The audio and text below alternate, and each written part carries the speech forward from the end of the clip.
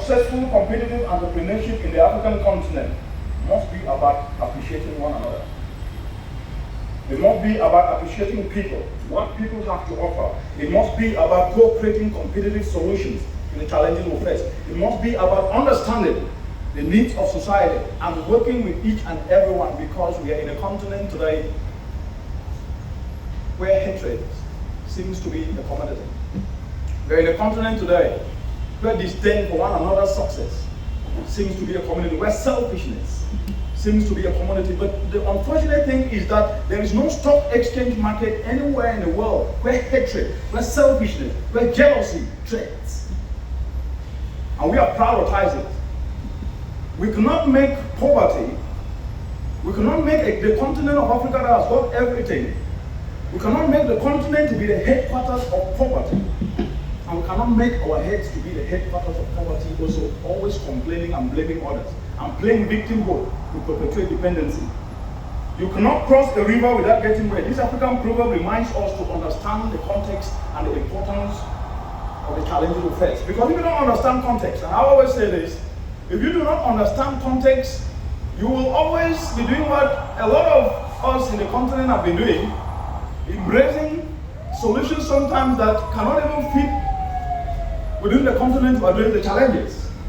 Globally, Africa is a continent associated with adversity. Where it is poverty, Africa. Disease, Africa. The most vulnerable continent in the world to climate change is Africa. But we're not questioning why. I'll tell you as we move ahead. Right here in Nigeria. Nigeria is the 55th most vulnerable country to climate change. Nigeria is the 22nd least ready country in the entire world. And there are a lot of also African countries. So don't misquote me that I said that only Nigeria. Because I know that we do not communicate the positive as a continent. We communicate sound bites that can reap up emotions. That's not the intention of this discussion today. The intention of this discussion is to understand reality and move forward.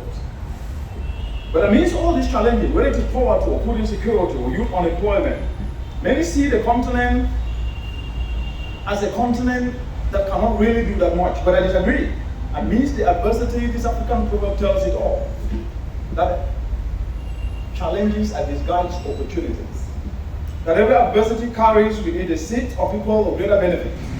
And I say this because what I have seen, both in my life lessons and in my career pathway, is that Africa is a place to be if you want your skills and talents to count.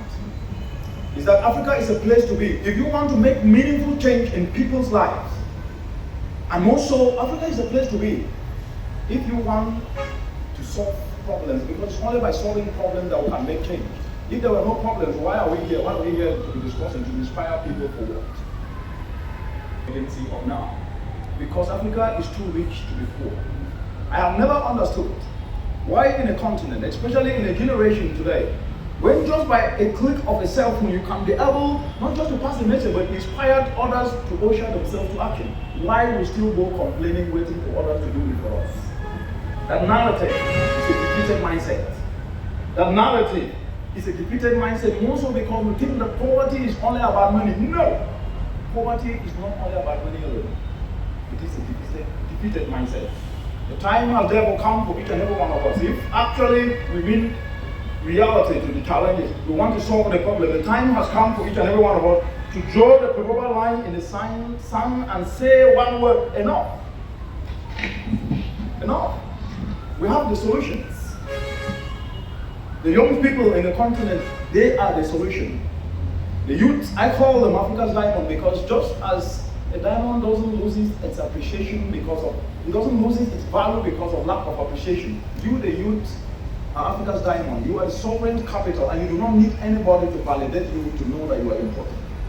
You are important. So clap for yourself. Clap for yourself. I believe that you give the continent a second chance to correct past mistakes.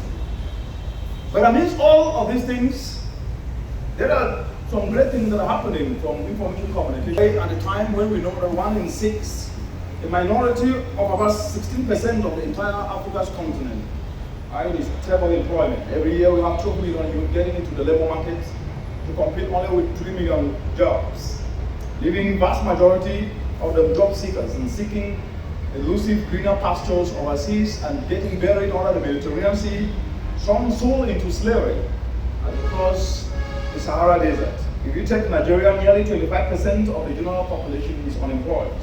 20% is underemployed, and over 50% of youth aged between 15 and 35 are without work. And we know that if we can harness what we already have, because the biggest problem in the continent today under the changing climate, which is going to shrink the economy of the entire African continent by 75% and plunge millions of people not only into economic distress, but push them into places to seek sanctuary, not necessarily their own. What we know is that the solutions are also in the African continent.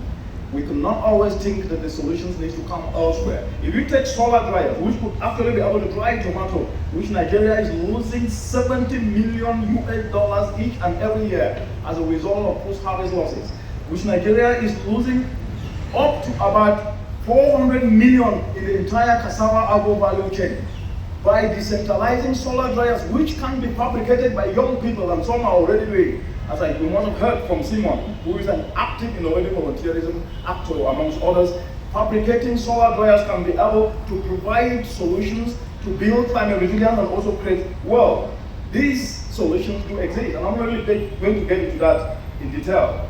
But just as we know, a man does not wander far from where his corn is roasting. What this means is that Africa as a continent has abandoned its strength and sometimes focused on what it doesn't have strength on. You can only compete from a position of strength. If you, despite the fact that you have 65% of uncultivated riverland, despite the fact that you are the biggest producer of cassava in the entire world, despite the fact that you are the second biggest tomato producer, if you cannot have the manpower and expertise to fabricate the needed technology or solutions and to add value, you will still not be competitive. What I am saying is that across the entire globe, human capital, the totality of skills, the totality of talent, the totality of what people can offer is 4 times. A skilled person is 4 times the value of produced capital, is 15 times the value of natural capital. That it means that your skill and my skill combined, and the skills of over 1.2 billion citizens in the entire African continent is 4 times the value of all the built and produced capital in the entire African continent. People's skills are waste money. Because without a skill, what will you be bringing on the table to make money in the first place? You cannot put the cart in front of the horse. And that's what Africa has been doing for the past over 60 years, and nobody has challenged that status quo.